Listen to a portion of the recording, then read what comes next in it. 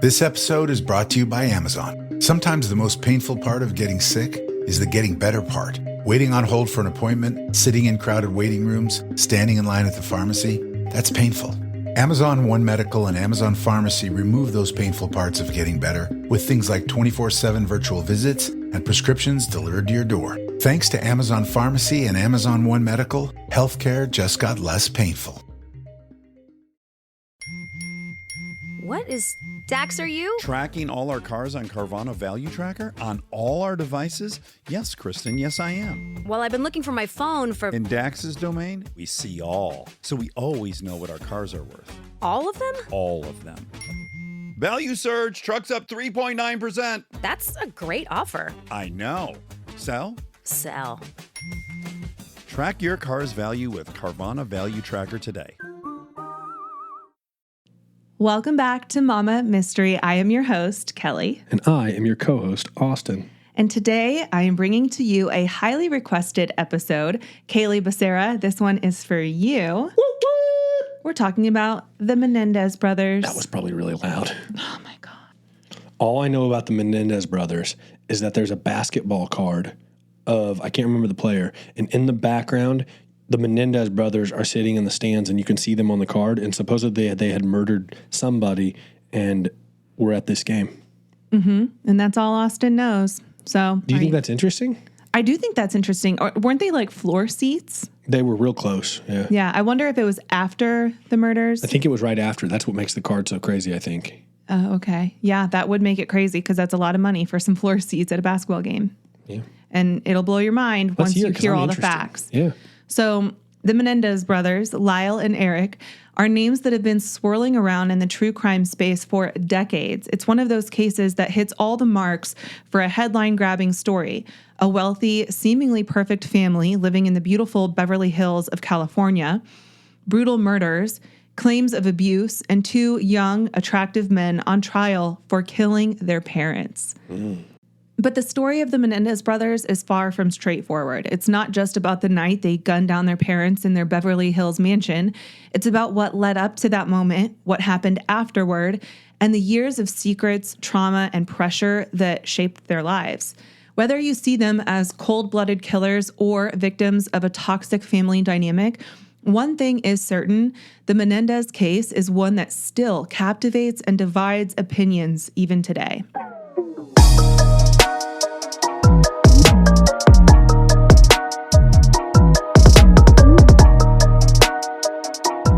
The Menendez brothers' story begins not with the tragic events of August in '89, but much earlier with the lives of their parents, José and Kitty Menendez. José Enrique Menendez was born on May 6, 1944, in Havana, Cuba, to a family of athletes. His father was a former soccer star, and his mother had been a champion swimmer. José inherited the competitive spirit of his parents, excelling in numerous sports, including basketball, soccer, and swimming. And he was the kind of person who always pushed for first place. Failure simply was not an option for him. Now, by the time José was 15 years old, however, Cuba was in turmoil. Fidel Castro had come to power, and the political unrest consumed the island. José's parents decided it was too dangerous for their son to stay in Cuba, so they made the heartbreaking decision to send him to the United States, while they remained behind to protect their property from the Castro regime. Much of their wealth was eventually confiscated by the government. When José arrived in the U.S. in 1960, he had nothing but his ambitions. He lived in his cousin's attic and just adjusted to his new life by throwing himself into sports, which provided a sense of stability. His dedication to swimming eventually earned him a scholarship to Southern Illinois University, where he would meet the woman who would become his wife, Mary Louise, or Kitty Anderson. Now, Kitty was born in Chicago in 1941 and had a similarly competitive and high-achieving nature. She was a beauty queen who had won pageants and had a desire for success in her own life. Kitty and José met at SIU in 1962, and it wasn't long before they were dating. By 1963, Kitty had graduated and José decided to leave school too. The two eloped and started a new life together in New York City, where Kitty worked as a teacher and José enrolled in Queens College to study accounting. New York was a tough city to live in during the 60s, but José's work ethic was relentless. While he studied for his degree, he worked as a dishwasher to make ends meet. It wasn't long before the couple became parents. Their first son, José Lyle Menendez, was born on July 10, 1968 in New York City. Kitty then left her teaching job to focus on raising Lyle, while José continued to pursue his career. Despite José's growing success, New York's hectic pace was not ideal for a young family. After a few years, the Menendez family moved to Blackwell, New Jersey, where they could have a quieter, more suburban life. In this environment, they welcomed their second son, Erik Galen Menendez, on November 27th of 1970. By this time, José had moved away from accounting, discovering a passion for the entertainment industry. José's career in the music industry took off when he landed a top executive role at RCA Records. His success was swift. He signed big acts like Duran Duran and other popular music groups of the 80s. And as José's career soared, the family's wealth grew, and they moved into a $1 million estate in Princeton, New Jersey. The Menendez boys attended Princeton Day School, one of the most prestigious private schools in the area, where their father's expectations weighed heavily on their young shoulders. From a young age, it was made clear to Lyle and Erik that they were expected to excel, whether it was in academics, sports, or anything else that they pursued. José was determined that his boys would follow in his footsteps to achieve greatness. And they didn't have the option of just trying their best. They were expected to be the best. Both boys gravitated towards tennis, a sport in which they excelled under the guidance of expensive coaches and private lessons. Lyle was a good player, but Erik truly thrived, eventually earning a national ranking in tennis for the under 18 category. Kitty, meanwhile, was the boys' biggest supporter. She was always present at their tennis matches and tournaments, cheering them on with pride. To outsiders, the Menendez family seemed like a picture-perfect American success story. José was at the top of his field, Kitty was the doting mother, and the boys were well on their way to living up to their father's lofty expectations. But all was not as perfect as it seemed. Behind closed doors, the Menendez family was anything but perfect. José ruled the household with an iron fist, and the pressure he placed on his sons was relentless. Lyle, being the eldest, bore the brunt of his father's high expectations, and he was constantly pushed to be the best in both academics and sports, and anything less than perfection was met with very harsh criticism. The pressure to attend an Ivy League school, particularly Princeton, was drilled into Lyle from a young age, and José had made it very clear that anything less would just be a failure in his eyes. Gosh, no pressure. Adding to Lyle's difficulties was the fact that he began balding at just 14 years old. And I personally wonder if this balding was because of the immense stress he was under. I've heard of people balding at a young age, not 14. But I have heard of people balding like in their 20s because they're so stressed with school. It's often doctors or like people who are in, school to become a doctor. Mm-hmm. That I hear about literally their hair falling out and falling into their textbooks because they were just so stressed from all the studying they had to do. Really? Yeah, but I just wonder if he started balding at 14 because of all the stress. Now, in an effort to maintain the family's image of perfection, José forced Lyle to wear a toupee to hide his balding. And this, of course, only served... What the hell? Yeah. So he's so pressured to make him be successful, and then you're bald, and so now you need to wear this because... It's all about image. That's wild. But this, of course, only served to intensify Lyle's insecurities. And José's obsession with appearances extended to all aspects of his sons' lives. And it seemed that nothing they did was ever good enough. While Lyle struggled with academic expectations, Erik dealt with a different kind of trauma. Years later, during the brothers' eventual trial, Erik would reveal that his father had been sexually abusing him from a very young age. Shit. And this is a claim that would divide public opinion because not everybody believes this, okay? But according to Erik, the abuse was ongoing for years and he kept it hidden from anyone and everyone, including his mother and older brother. Now, Kitty, meanwhile, had her own struggles. By the time the family moved to California in the mid-'80s, her mental health was deteriorating. Jose's infidelities were no secret to her. He was known to have a lot of affairs, but she chose to stay in the marriage, possibly because she didn't want to lose the lifestyle that they had built, possibly because she wanted to keep their family together. I mean, you just never know why people stay in those situations. They have their reasons, I guess. But over time, Kitty became more withdrawn, battling depression and substance abuse. And so she turned to alcohol and prescription drugs to cope with the growing tension in the household, and her relationship with her sons became more strained. Now, despite these internal struggles, the Menendez family continued to project an image of success to the outside world. In 1986, José left the music industry to pursue a career in film production, and the family then moved to Calabasas, California. Ain't nothing cheap there. No, I think that's where like Justin Bieber and the Kardashians live. I mean, probably where all they... That's where all kinds of them live. Yeah. And they rented a home while their dream house was being built, a luxurious mansion on a hilltop with sprawling views and plenty of space for tennis courts and entertainment. By 1987, José was working as an executive at Live Entertainment, which was a struggling company that he managed to turn around. His first year saw profits increase by $8 million. And by his second year, he doubled that number. With his ruthless business tactics, José solidified his reputation as a powerful figure in the entertainment world, but he was deeply disliked by many of his employees. He was known for being intimidating, aggressive, quick to fire anyone who didn't meet his impossibly high standards. And José's professional life really mirrored his personal life. Nothing short of perfection was acceptable. Now, as Lyle and Erik grew older, they started to push back against this suffocating expectation that was placed on them. And Lyle, having failed to live up to his father's standards at school, began rebelling in other ways. He started hanging out with the wrong crowd, and soon Erik followed in his footsteps. Together, they began committing petty crimes, the most significant of which was a series of burglaries. The brothers broke into the homes of their wealthy friends, stealing cash, jewelry, and other valuables. It's tough to call that a petty crime. Well, So, yeah. Yeah, for sure.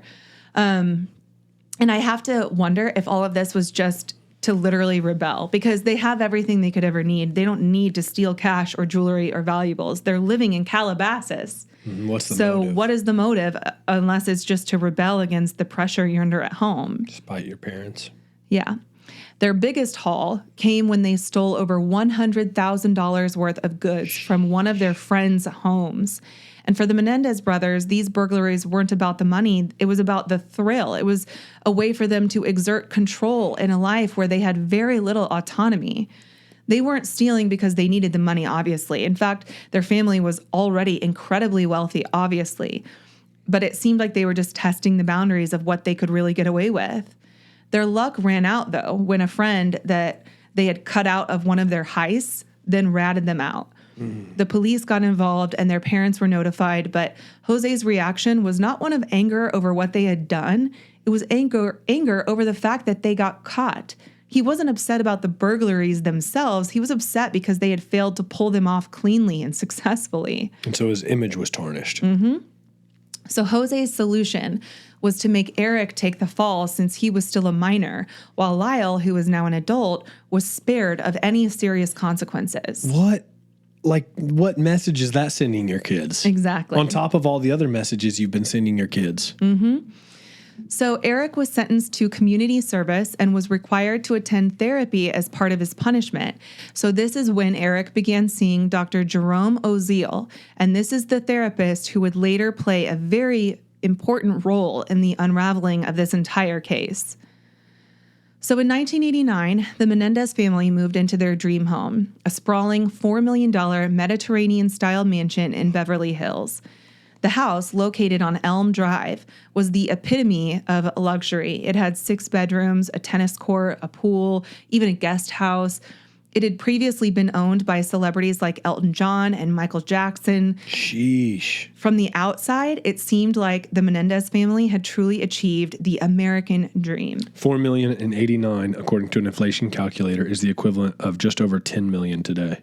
Yeah, and I would have to imagine that in Beverly Hills or Calabasas, it's even more than that. Yeah, because housing's had more inflation. Housing's like the leading factor in inflation for the last several years. So you're probably right. It's probably like $4 million is like $25 million. Yeah.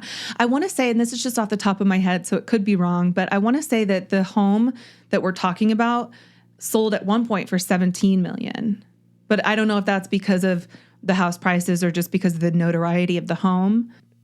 So I just looked it up, and as of March of 24, so very recently, the home sold for $17 million. However, strategic property analytic president Orel Anderson told the real estate listing website that he estimates that the Beverly Hills home sold at roughly 25% below prevailing market values. Because of the notoriety. Due to the notoriety. So that's interesting. So it had a negative impact on the sale. Yeah. Whereas sometimes was the murder in the home? Yes. There you go. Mm-hmm. That's wild. But like sometimes I feel like that inflates the price because it's a notorious home. But here we see the opposite. That's interesting. Mm-hmm. So beneath the surface, the family was really falling apart. Jose's relationship with his sons had become increasingly strained. Lyle had been expelled from Princeton after plagiarizing a lab report. And despite Jose's efforts to pull strings and offer them a bunch of money, the university refused to reinstate him. Jose's disappointment in his sons was palpable. He had sacrificed so much to give them the best opportunities, and in his eyes, they were failing to live up to their potential. Now, Erik, though, was still excelling at tennis, and he was grappling with the emotional fallout of the sexual abuse that he claimed to have endured for years. In therapy, he began to open up about the abuse, but he still hadn't confided in Lyle. And I don't think that at that point he had confided in the sexual abuse, but more so just the overall abuse and the toxicity within the home. Mm-hmm. As tensions in the household reached a boiling point, the brothers began talking about an extreme solution to their problems. They believed that killing their parents would be the only way out of the oppressive, abusive environment they had grown up in. Whether driven by fear, resentment, or a combination of both, the Menendez brothers made a plan to murder their parents. On August 20th of 1989, the Menendez family spent the day on a chartered yacht shark fishing off the coast of Marina del Rey. They had a sense of foreboding as crew members later recalled that the family seemed unusually disconnected from one another. Lyle and Erik kept their distance from their parents, and the atmosphere was obviously tense. That evening, Lyle and Erik left the house, allegedly to go see a movie. They claimed they tried to see License to Kill, but when it was sold out, they settled for Batman instead. Afterward, they said they went to Taste of LA, which is a festival, before heading home. This would later form the basis of their alibis. Meanwhile, José and Kitty Menendez were lounging in their den, watching TV and eating ice cream. Clueless. The den was located in the back of the house, which was a cozy, dark room where the couple often retreated in the evenings. Around 10 p.m., Lyle and Erik entered the den armed with shotguns. And without hesitation, Lyle shot his father in the back of the head, killing him instantly. Kitty, startled, tried to escape, but Erik, panicking, missed his shot. Lyle took over and shot her in the leg, bringing her down to the floor. Kitty attempted to crawl away, but the brothers left the room to then go reload their guns. And when they returned, Kitty was still alive, but barely. So they shot her several more times, including a fatal shot to the face that left her unrecognizable. Oh my gosh. Brutal. The brothers then carried out a calculated move to stage the crime scene in an effort to make it look like a mob hit. So they shot their parents' kneecaps, which was apparently an act known as kneecapping that is sometimes associated with organized crime killings. And the idea was to throw off the investigators and make them believe that José, this powerful and controversial figure in the entertainment industry, had been killed by enemies in the business. So at 11:47 p.m., Lyle then made a frantic 911 call to report that someone had killed their parents. Beverly Hills emergency? Yes, police. What's the problem? What's the problem? What's the problem? Someone killed my parents. Pardon me? Someone killed my parents. What? Who? Are they still there? Yes. The people... No. Were they shot? man, too. Were they shot? Yes. They were shot? Yes. 102, 102, response 722 North Elmont. What happened? I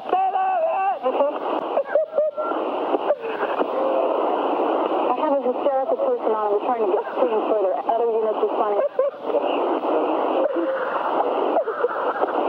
Is the person still there? What happened? We have units around. What happened? Who shot who? I don't hear anything. I just came home. You came home and found who shot? Mom and Dad. So I know that call is kind of hard to hear and there's a lot of static, but Lyle is the one that made the call. And in the background, you can hear Erik screaming. Lyle is trying to tell the dispatcher, someone killed my parents. The person who did it is no longer here. He's yelling at Erik to get away from them. I think he's referring to the parents because Erik is in the den. So you kind of just hear a lot of chaos. It sounds very legit. Like, I mean, which I imagine, even though he did it, obviously, like, surely it wouldn't be tough to be upset and still be frantic to make it sound legit. Does that make sense? Yeah, like even though you did it, there's still a lot of trauma just still like, having to holy see shit, it. I just killed somebody. So now, I mean, it's not hard to get on the phone and be screaming and be hysterical. frantic. Yeah. So when police arrived at the scene, they found the brothers hysterical. Erik collapsed on the front lawn. He was shaking, hyperventilating, with Lyle trying to comfort him. And the officers on the scene were really struck by the boys' apparent grief and found their emotions to be genuine. The crime scene was gruesome. Blood and body parts were scattered throughout the den. In fact, one of the investigators on the scene recalled seeing parts of Jose's brain fall out of his head and onto the floor while they were there investigating, because like the wound in the back of his head was that severe. Wow. Yeah. The bodies of José and Kitty were so mutilated that they were nearly unrecognizable. And it was clear that whoever had killed them had done so with such a level of brutality that was far more personal than just a typical robbery or home invasion. Now, initially, the police bought into the idea that this could have been a mob hit. José's position in the entertainment industry had made him some enemies, and the execution-style killings combined with the kneecapping seemed to kind of fit that theory. And the brothers claimed that they had been out for the evening and returned home to find their parents dead. So police found the brothers' alibis to be credible, and they didn't even test their hands for gunshot residue, which is a standard procedure in most homicide investigations, that whoever is at the scene, discovers the scene, they get tested for gunshot residue to at least rule them out. But the investigators seemed convinced that Lyle and Erik were innocent and that they were these grieving sons who just stumbled upon this horrific scene. And I can understand that, because you wouldn't pull up to this mansion in Beverly Hills and assume that the sons are capable of killing their parents in such a brutal way. Mm-hmm. It's just not what you would expect, I'm sure. So in the days following the murders, the Menendez brothers took on the role of devastated children who were terrified that the killers might come after them next. They moved out of the family home and moved into hotels, claiming that they were too scared to stay in the house. They hired bodyguards and even began wearing bulletproof vests. But as time passed, their grief seemed to kind of transform into something else, something more like indulgence. Were they under investigation? I don't know if they were under investigation at this point, but their actions that followed definitely piqued the interest of investigators. So in the weeks and months that followed the murders, Lyle and Erik began spending their parents' money with reckless abandon. Which I just looked up, that basketball card, they are indeed floor seats at the game right behind the guy passing the ball on the card. Yeah, and it's after the murder and before the arrest, it said. Mm-hmm. So on August 24th, which was just 4 days after the murders, Lyle bought 3 Rolex watches on the day before his parents' funeral. Yeah, what are you doing, commemorating your parents' funeral death with buying yourself a watch? 3 Rolexes. And like, why is that even on your mind? Like, I remember when my mom died, I wanted to just buy a dress that I could throw away because I didn't want to I didn't want to memorize it. You know, I didn't want to memorialize it with an outfit that I'd have to look back on and be like, oh yeah, that's what I wore to my mom's funeral. I literally bought a black Old Navy dress, threw it away the day after. So yeah, it's hard for me to understand that. But I also didn't kill my mom. So at the funeral, Lyle and Erik showed up late. They were dressed in brand new, expensive clothes, and several people noticed their odd behavior, particularly Lyle's casual demeanor. He made jokes about his father. He made comments about filling his shoes, which was a reference to his new shoes, and even talked to a friend about how they could score tickets to the U.S. Open. This is at the funeral. That's weird. Weird behavior. Yes. The spending did not stop there. Lyle bought a $60,000 Porsche and spent $550,000 on a restaurant in Princeton, which he renamed Mr. Buffalo's. He also started a new company called Menendez Investment Enterprises, hiring his friends from Princeton to work for him. And Erik, though not as extravagant as his older brother, still indulged in luxury. He bought himself a Jeep Wrangler and paid for private tennis coaching that cost $50,000 a year. Now, while Lyle and Erik were enjoying their newfound wealth, they continued to live in the family's Beverly Hills mansion, though they had replaced the blood-soaked furniture in the den with new pieces. And at one point, which I would just board that room off. I don't know that I could ever move back into that house, but I would certainly not be able to go back into that room. But at one point, they considered moving out and had even placed a deposit on a $900,000 penthouse, and then ultimately decided against it. Instead, they rented 2 adjoining condos in Marina del Rey, where they threw lavish parties. The brothers seemed to be living their best lives, seemingly unaffected by the brutal murders that had taken place in their home just months earlier. And shocker, running through money that they didn't have to earn that was given to them. And they're acting entitled because they've always been entitled. This is how they were raised. Now, as time went on, detectives began to take notice of the brothers' behavior. Their spending spree raised eyebrows, and the fact that they didn't seem particularly interested in the investigation into their parents' murders was suspicious. Right. Imagine you're the lead officer on it or whatever, investigator, and the kids are never calling to figure out what happened, maybe? Yeah. They never called the police to check on the progress of the case, nor did they express much concern about catching the killers. And it wasn't long before the police began to suspect that Erik and Lyle weren't the grieving sons that they appeared to be. By early 1990, the investigation into the murders of José and Kitty Menendez had stalled. The mob hit theory had fallen apart as detectives realized that the crime scene was far too messy to be a professional job. Mob hits are typically clean and quick, but the Menendez murders was a bloodbath. It was personal and emotional and full of rage. And not only that, but I think for it to be a mob hit, usually they leave. I mean, I don't know if they would leave Kitty behind as a witness, but I just feel like a lot of times they do this to send a message, and the message has to be seen by someone. So I don't know. I just feel like with mob hits, it's more common for the wife to be left out of the kill. But anyway, detectives started to look more closely at Lyle and Erik. And their extravagant spending, combined with their lack of interest in the investigation, pointed to a possible financial motive. The brothers stood to inherit $14 million from their parents, plus an additional $5 million from life insurance policies. Now, investigators discovered that Lyle and Erik had purchased shotguns just 2 days before the murders. Idiots. I mean, red flag. That's pretty stupid. And the shotguns was what was used to kill them. Of course, but they also used a stolen ID to make the purchase. And then police also learned that the brothers had hired a computer expert to erase files from their family's computer, which likely contained the most recent version of José's will. And the reason that's important is because I think there were threats made that because the boys were such disappointments, that José was threatening to take them out of the will. And so in case he had made that choice, they wanted to erase that new version. So, yeah, I mean, it's not looking good. But the final piece of the puzzle fell into place when Erik confessed to his therapist, Dr. Jerome Oziel, that he and Lyle had killed their parents. No way. He just could not live with himself. He had been seeing Dr. Jerome Oziel for therapy since his arrest for the burglaries.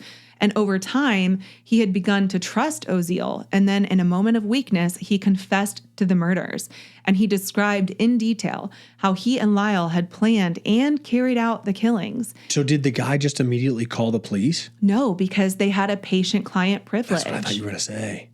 But he explained to the doctor that they tried to make it look like a mob hit by shooting their parents in the knees, and then how they disposed of the guns and the evidence. Like, there were literal shotgun shells in the boys' car, and the police never checked the car during their investigation. Otherwise, they would have found the shotgun shells in their car. Now, when Lyle found out that Erik had confessed, he was furious. And according to Oziel, Lyle threatened to kill him if he told anyone about Erik's confession. So, fearing for his safety, Dr. Oziel had his mistress, Judalon Smith, come into the office and listen in on the next session as a witness.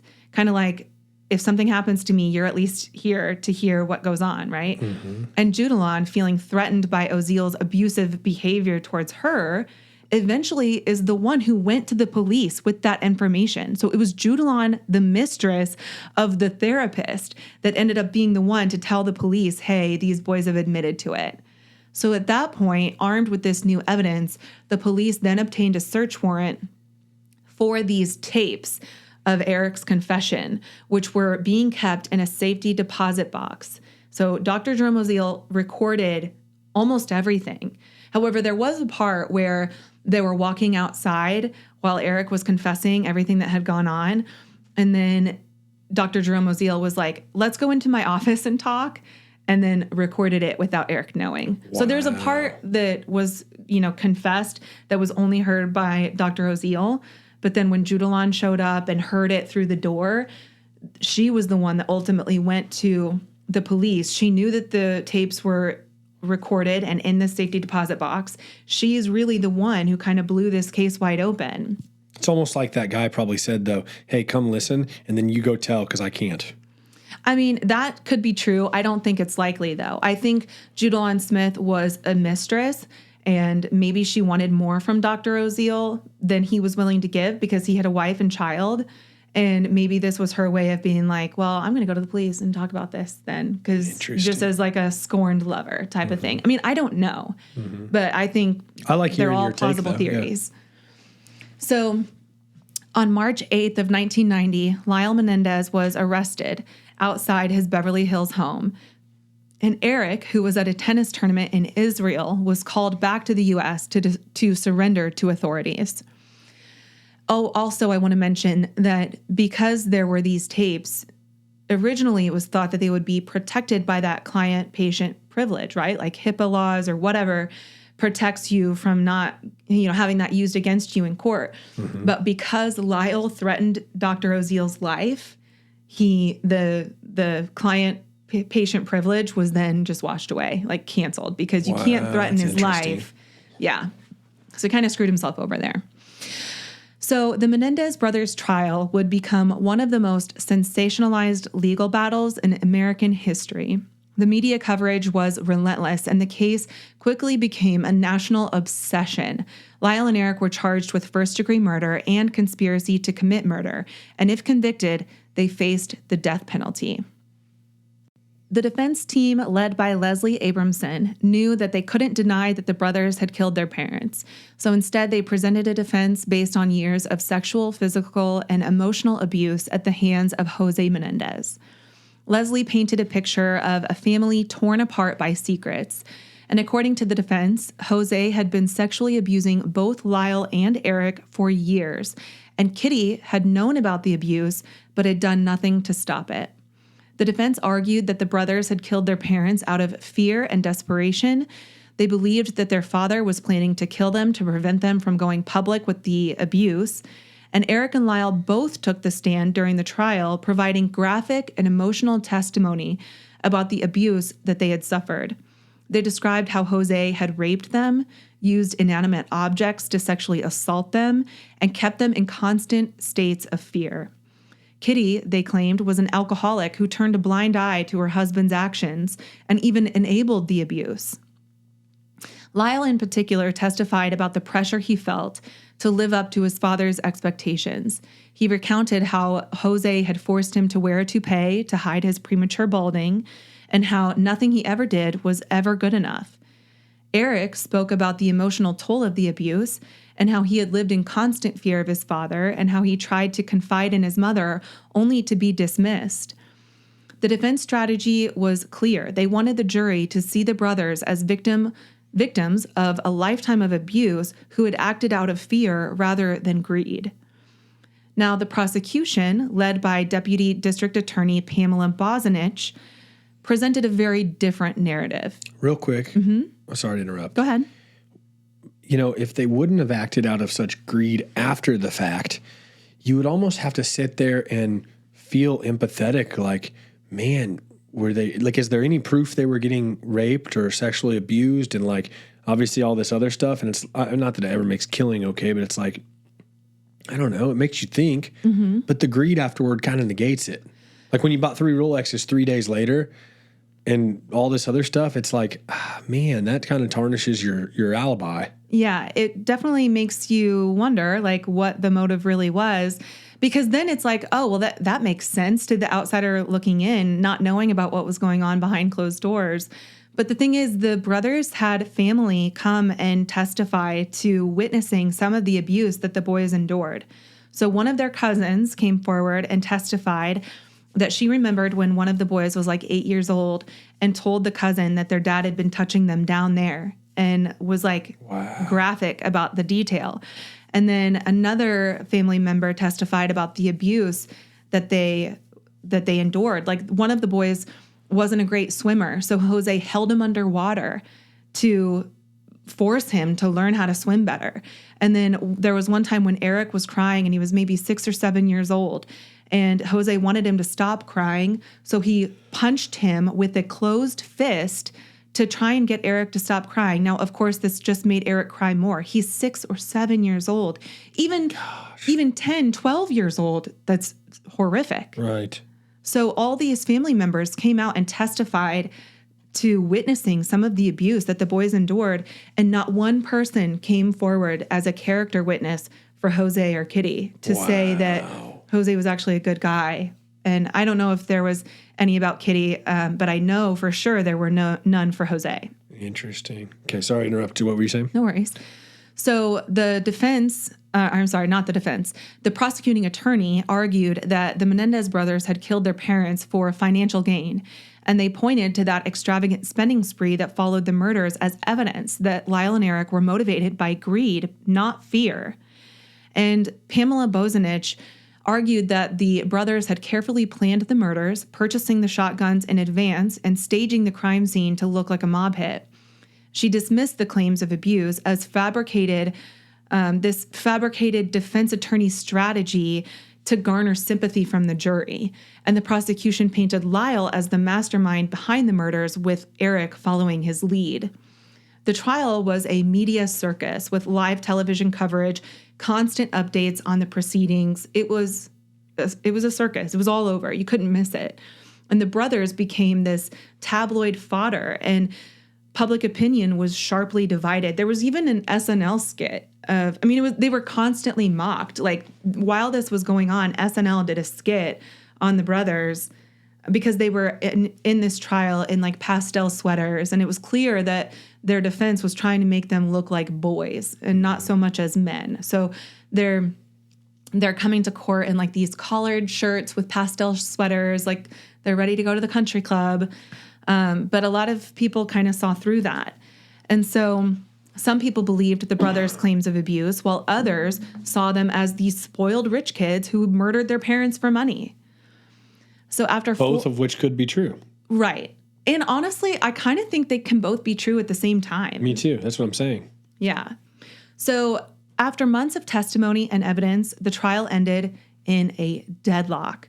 The jury was unable to reach a unanimous verdict, with some jurors believing the brothers' abuse claims and others siding with the prosecution's argument of financial motive. And as a result, the judge declared a mistrial, and the brothers faced the prospect of a retrial.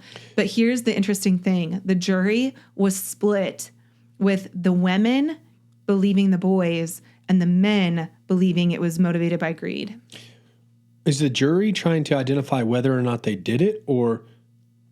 No, they're Like, isn't trying the to jury- identify the charge that's appropriate. So, Okay, so everybody agrees that they did it. yes. Okay, because there was obviously They admitted to it. They, right. Okay, they I was just making sure.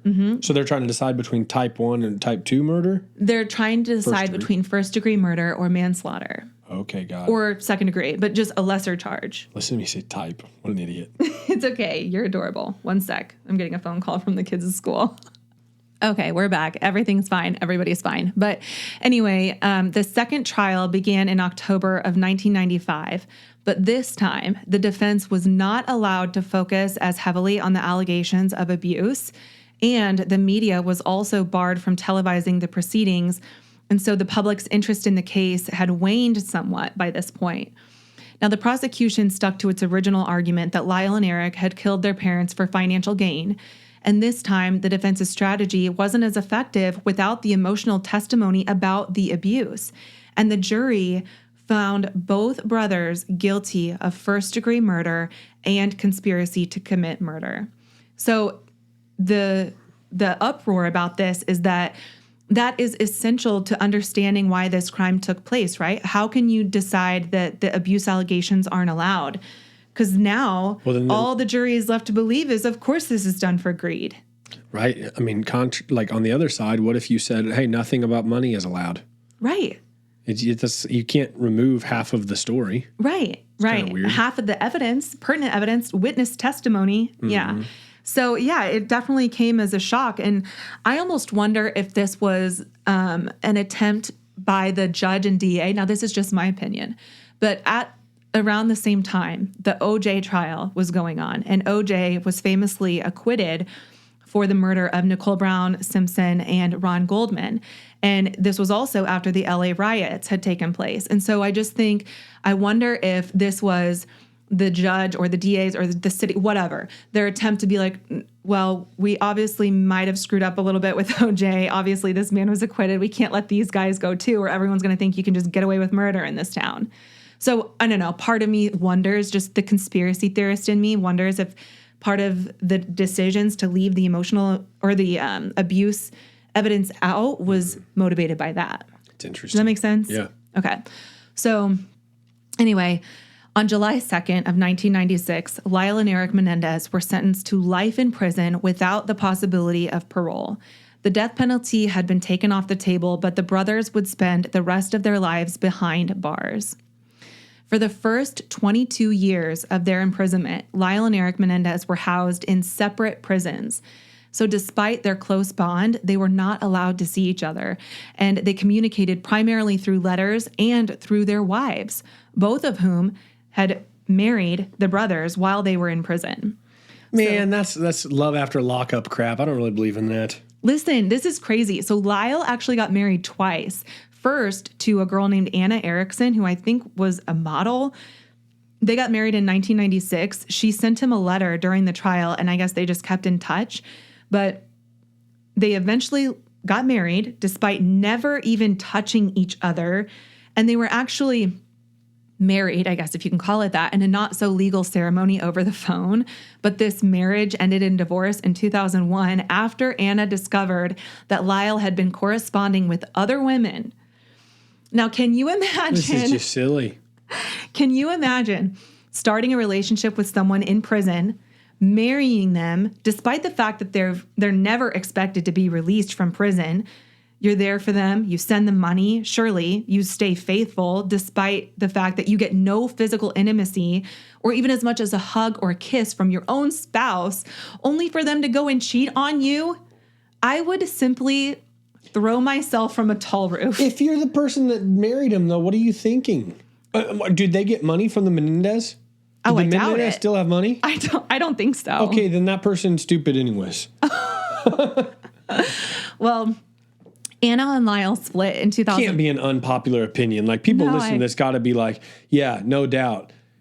If any of you out there are listening and you're in a relationship right now with somebody in prison that you weren't in a relationship with before prison, give us a shout through the Mama Mystery website, please. I'd love to hear about it. Oh, man. So Anna and Lyle split in 2001, but he remarried to Rebecca Sneed in 2003, and the two remain together to this day. Erik married Tammy Sackerman in 1999 after years of corresponding as pen pals, and Tammy has remained a devoted wife, even writing a book about their relationship, which is called They Said We'd Never Make It, My Life with Erik Menendez. In interviews, she has described their relationship as a dream come true, despite the unusual circumstances of their marriage. And Tammy actually has a daughter. So Tammy was married prior to meeting Erik, and her husband at the time was alive and well. They were married when Tammy was corresponding with Erik, and he knew that they were writing letters back and forth. And then the husband died, and then Tammy, moved closer to the prison where Erik was housed, started bringing her daughter to these visits. And so Erik kind of became this girl's father because the girl didn't remember her dad. He died when she was really little. So Erik kind of became a father to this little girl. And now she has an Instagram called, I want to say it's Set Erik Menendez Free. Like that's the name of the Instagram profile. And she shares a lot about her experience having Erik as her dad and what the visits have been like. Erik has her dad when she goes to visit him in prison? Yeah, and during phone calls. And so, like, she would take her daughter to the prison, I think, daily to visit Erik. And he would help her with her homework, and he would help her, like, overcome her heartache when she'd have her heart broken by boys and things like that. They'd play games, and she would, interact with his friends, which are other inmates. But they would. I just don't get it. It's just me. To each their own. To each their own. Having a pen pal in prison that's like you've never met and stuff, to me, like you might as well go start a relationship with an AI person and just text with them. I get it. I don't understand it. It's just me. But hey, whatever floats your boat. Yeah, I don't know. Now, for years, the brothers lived in isolation, each serving their sentences in different maximum security prisons. But in 2018, after more than 2 decades apart, Lyle was transferred to the same prison as Erik. And the reunion was very emotional, with the brothers hugging and crying upon seeing each other for the first time in 22 years. Man, that's pretty nuts. I cannot even imagine that because they grew up in this household. All they really had were each other. Going through crazy shit. Going through crazy shit, committing these crazy crimes. And then everything that followed after, going through the trial, and then to be found guilty of first-degree murder, you're going to spend the rest of your life in prison, and you're never going to see your brother again. It's the only other person in the world that you would be able to truly relate to. Mm-hmm. And trust. I don't know if you'd trust if you're Lyle because Erik ratted on them to his therapist. But yeah, I get what you're saying. Yeah, I get that. And honestly, I kind of chuckle that you said that because that's been a point of conversation with Lyle and Erik, like in their interviews. Erik has said that he would understand if Lyle never loved him again or tried. Like, it's super sad, honestly. But Erik couldn't live with himself. He said that he was contemplating suicide because what he had done was just eating him alive. He couldn't sleep. He was constantly having nightmares. Like, that is not the mentality of, in my opinion, a true sociopath. He had regret. He had deep, deep regret for what he did. Yeah. Which makes me think that that's a person that probably did go through all of that stuff and battled with how to handle it and got to the point of, okay, let's kill him. Mm-hmm. And then was actually in some degree had a normalcy in their head and says, okay, we probably went too far with killing them. Mm-hmm. I don't know. It's so crazy. You also have to remember these boys were like 18 and 21 at the time that this happened. I'm pretty sure that was their ages. I think Erik was 18 and Lyle, I think, was at least 21, at max 23. I can't remember the age difference off the top of my head, but that's really, really young. I was making stupid decisions when I was that age. Not as stupid as killing my parents, but like I look back at that person and I'm like, that girl didn't know which way was up, And so to make such a life-altering decision, I just don't think that they really thought it through. I mean, they were adults and you got to hold them responsible, but I don't know. I believe that they suffered. I do believe what they've said about the abuse that they endured. They have backup evidence. They have family that testified in their defense. They have the support of their family. Even the parents of Jose, the mom, Jose's mom, supported the boys. And then Jose had nobody come to his support of like, oh, well, he was a good dude. He would have never done any of this stuff. Right. So I tend to believe it also. So since that reunion, they have been housed in the same unit and they are able to spend time together daily. And despite their grim circumstances, the Menendez brothers have tried to make the best of their lives in prison. They've continued to appeal their convictions, though without much success. Then in 2023, lawyers for the Menendez brothers announced the discovery of a letter written by Erik Menendez to a cousin, Andy Cano, 8 months before the murders, in which he goes into detail about the ongoing abuse by their father. Erik writes in the letter, in part, quote, "I've been trying to avoid Dad. It's still happening, Andy, but it's worse for me now. Every night I stay up thinking he might come in. I'm afraid. He's crazy. He's warned me 100 times about telling anyone, especially Lyle," end quote. So there's this tangible proof that he was suffering from abuse prior to the murders. So that would negate the prosecuting attorney's argument that this was all made up. Now, the brothers claim this letter supports their original testimony during their first trial, alleging the abuse, obviously. But some experts question the authenticity of the letter because Andy Cano passed away 20 years ago, and then this letter just mysteriously reappeared. So some experts want tests done on it to determine if it really is from the 80s when they're alleging it was written. Cliff Gardner, one of the brothers' lawyers, told CBS News that the new evidence backs up the abuse claims and lessens their culpability. He argues that the brothers should have been convicted of manslaughter rather than first-degree murder, meaning that they would have been freed from prison long ago. The other piece of evidence is a sworn affidavit from Roy Rosello. I think it's actually Rosello. But anyway, a former member of the Puerto Rican boy band Menudo, in which he says he was also abused by the brothers' father, Jose.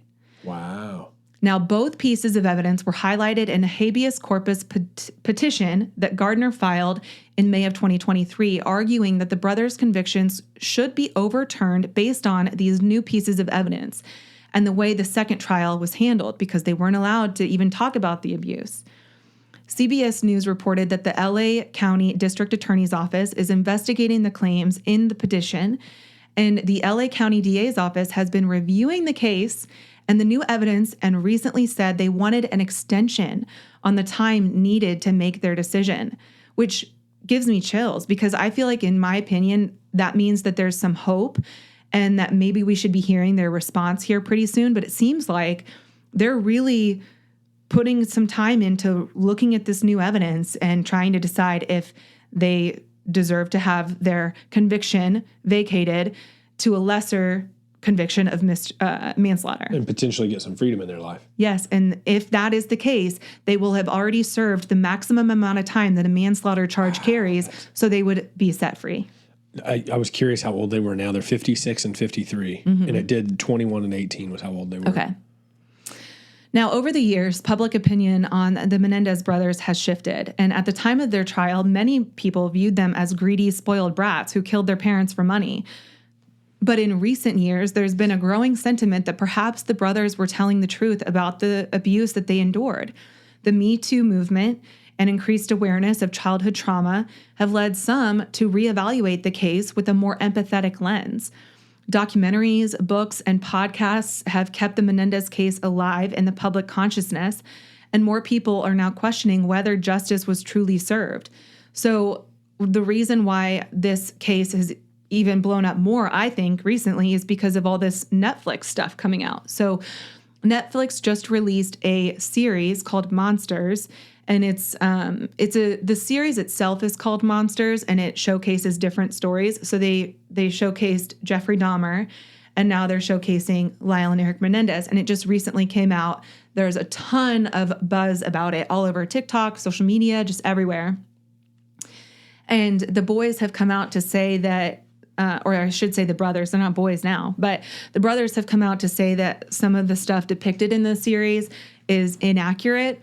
But the producer, which I think is Ryan Murphy, he has caught a lot of flack for being kind of salacious in a lot of his reproductions of stories, but he makes a point to say that these stories and these productions that he makes are to tell the viewpoint from multiple different views. So you're seeing the view of Dominic Dunn, who was one of the main reporters on the story, and you're seeing it from the viewpoint of the parents and the boys. It's not just the brother's story that he's trying to tell. I've always been curious if, like, can the producer just say, I'm going to do a story on that? And do they not have to worry about slander or bad information or misinformation or anything? Do they just get to do it?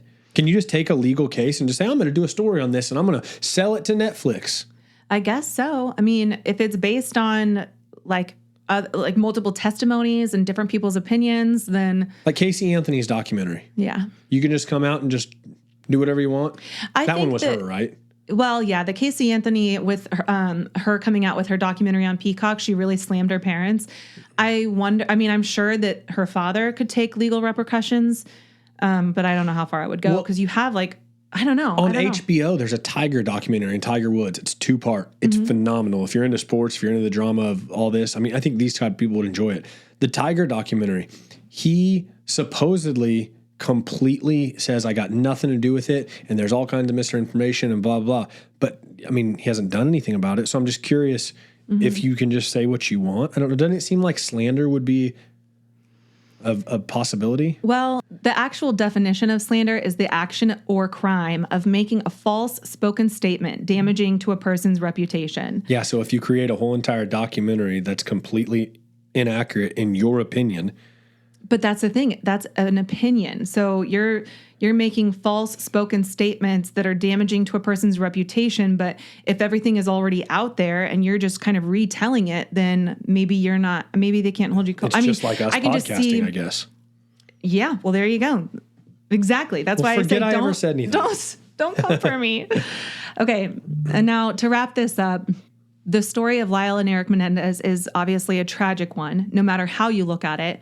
Whether you believe that they were cold-blooded killers motivated by greed or victims of a lifetime of abuse who acted out of fear, the fact remains that their lives and the lives of their parents were shattered by violence. And decades later, the Menendez brothers remain in prison, but their story continues to captivate and divide public opinion. The question of whether they were guilty of murder or driven to do it by the trauma they suffered will likely remain a topic of debate for years to come.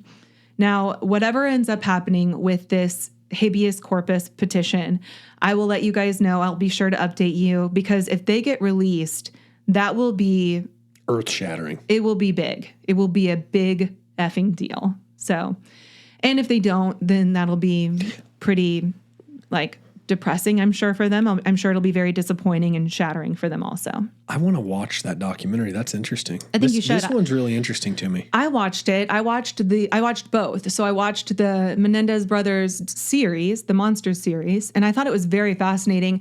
I do feel a little bit like they kind of portrayed Lyle to be a lot more aggressive than he actually is in person. Just from footage I've seen of Lyle, he doesn't seem to be this almost Christian Bale type character or whoever that guy is from American Psycho. I can't think of his name. Maybe I already said it. But anyway, he comes off as really unhinged in the Monsters docuseries. I have a hard time believing he was that aggressive.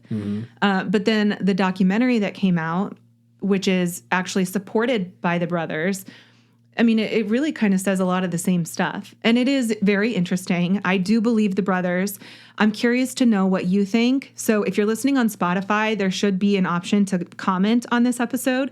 So if you have an opinion one way or the other, I'd love to hear it. You can also let us know on our Mama Mystery Instagram page, or you can send us a message on mamamystery.com. That'll do it. This was a wild one. The Menendez brothers. Mama Mystery. Out. Bye.